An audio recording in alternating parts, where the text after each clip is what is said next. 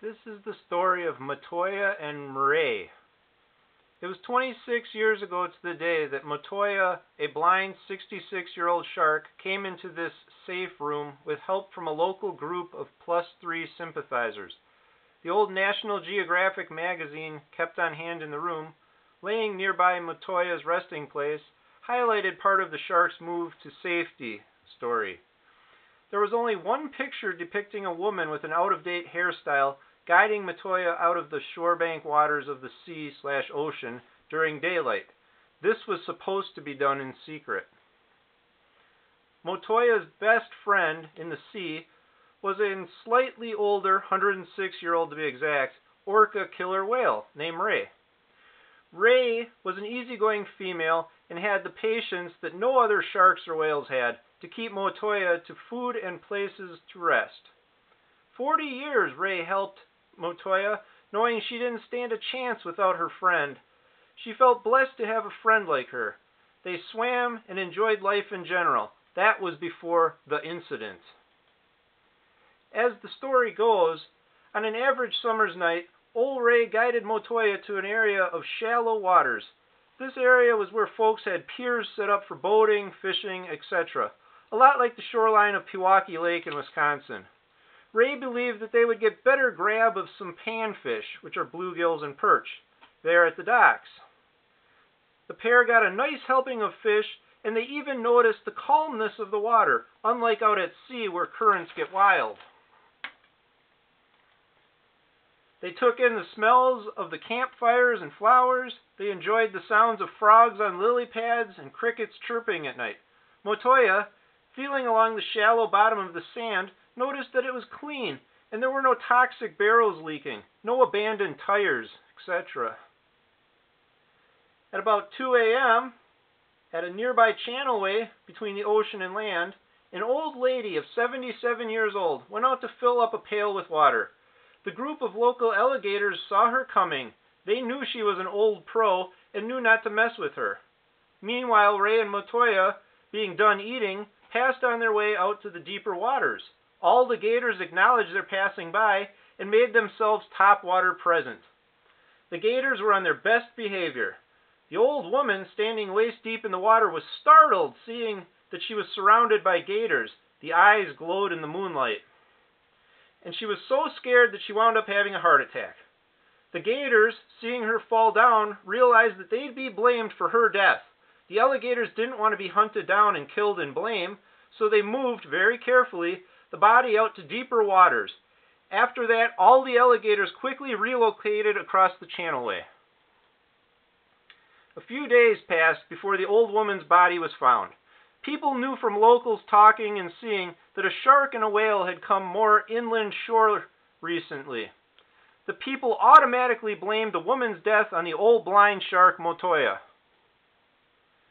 It had been a few days since eating last, so Matoya and Ray decided to try out the shallow waters again. The people radioed ahead, "Be on the lookout, shark coming in." The evidence didn't add up to a shark attack. The body didn't have a tooth mark on it, couldn't be a shark's doing, but the people were ignorant. Upon their arriving at the new eating spot, Matoya and Ray were met by anger and guns from the people. Luckily, every person was at the shore, so the whale and shark didn't get hit, but they were confused. The big chief alligator sent a messenger gator back across the channelway to tell Matoya and Ray about the old woman and why they moved her body out to the deeper waters. It was a matter of self-preservation. Ray thanked the gator for its information and realized they could no longer eat fish there. She also realized that this meant her friend was in serious danger and guided Matoya out to deeper waters. Trying to hide while they could figure out what to do proved impossible. They'd been tracked now, and unfortunately soon people would come to get Matoya. Stationed ashore nearby was a group of local ocean scientists, a +3 group, that knew all about Matoya and Ray's activities. They knew the shark and whale were innocent, even had been feeding them leftovers from their meals since the past few months. It was a real nature scene, brought a tear to one's eye, kind of a Kodak moment to feed the shark and whale. Knowing that Matoya's life was in danger, the scientists jerry-rigged a net trap. One day, while Ray was out with her whale friends, and the scientists lured Motoya into the trap. They knew sneaking Motoya out of the water was the only way to save her life from the hunters. They also knew that Ray wouldn't just let them up and take her without putting up a fight. It had to be done in secret. Ray got back from her outing and always assumed Motoya must have gotten lost, but was sure she was somewhere in the nearby waters. Ray swore that day to protect the general area from intruders, thus protecting Motoya. Up on the land was a nice covering of green grass, leading up to a small hill, and there was a shack of some kind that contained a cellar with 2 entrances, or exits. The room that the +3 group moved Motoya to was a cement-floored cellar. It had some wooden shelves, a floor drain, and an old-style pull-chain light. Some say it was still using an old Edison bulb. One of the doors led to the grass embankment, which sloped down to the ocean. The other door had a short staircase, and all you needed to do was hook a left after exiting to go towards the water. Being blind, Motoya couldn't see any of this. I do speculate that all 3 ocean scientists that cared and fed and watered Motoya have passed away by this time, 26 years later. The article in the old National Geographic didn't mention about hiding Motoya from those seeking revenge or justice on her. Folks held a false grudge belief in the shark's guilt for the old woman's death. The article is just another feel-good shark tale of a shark being moved. And so it was. The day came when many men with guns and boats, even some ships, approached the water with one intent: hunt and kill Motoya. The Gators were the first to notice the attack being launched, and Big Chief Alligator once again sent a messenger to tell Ray, they're coming. The Gators decided as a union to help defend the waters, being it was their fault somewhat that things happened this way. Ray, upon hearing the news, breathed out a breath of wild air. She knew it was her time. With the Gators holding the shoreline launch attacks off slightly, Ray swam into the harbor full speed ahead, rage in red eyes. Ray first rammed the Coast Guard cutter Hollymuck, tossing Captain Rub-a-Dub overboard into the drink. She blew spouts of water and tossed waves at everything with her great tail. Where's my friend? She demanded. No one understood. The people got angry and scared. What's this orca whale doing? We're not after it. Once Captain Rub-a-Dub got himself ashore, he demanded a mandate be made, death to all wildlife in our path till we get Motoya.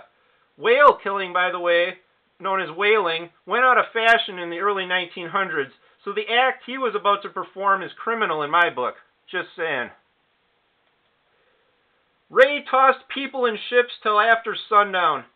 Then came the final blow. Captain Rub-a-Dub had loaded 3 cannons with pure iron ore and set them 5 feet apart. On his command, he gave the order, fire, with each cannon going off in succession. Each shot hit its mark. The great whale blew like a Hawaiian volcano, sinking the greatest fish friend no one ever knew. It may have been hell on the shore waters that day for her, but the Hell Day scars were worse for the people involved. They still say, and I quote, it would have been better to have waited for the land formation to evolve than what we did that day, end quote. One of Motoya's 3 scientist friends told her of Ray's passing. Motoya knew Ray didn't go down without a fight. Ray was just trying to protect her friend from being taken away, wherever she was. Although Ray knew Motoya didn't stand a chance on her own, the lesson became for all wildlife, it doesn't matter if you're an orca whale or not. If you go nuts and tip boats, they'll kill you. So Motoya loved Ray even more. She had defended what little honor Motoya had left after being accused of killing that old lady. Motoya knew that one day she'd have to get back to the water to pay respects to Ray's final resting place. This was final surrender. She couldn't make it out there alone. The owner of the safe place had passed away, and his not-so-nice son now owned the place. He was more interested in mounting and taxidermy ideas for Motoya. He planned to cash in on the fish with the old magazine article. Motoya hadn't been fed or watered and knew it. She was thinning and drying out. Motoya sighed a cry that even God's bellows could not sound. What can I do? I'm old, blind, and trapped. This was absolute sadness. I was on a travel one day and chanced to go down the stairwell of the shack. It was still daytime and lighting was good. The very first thing I saw was this shark left to die drying out. Not on my watch, I said. I didn't know whose place this was and saw a mounted bass and a dead bloody one unmounted next to it on the wooden shelf. I knocked the fish on the floor just beside the shark, thinking maybe she'd eat it. But the shark took a scoot in my direction instead. I now realized that Matoya thought if I was able to come in that way, she could go out the same way.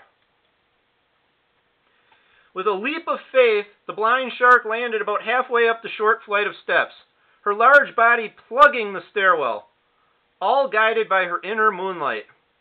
The view was incredible. Bright white light of the world outside, the cellar pouring in around her. My jaw dropped.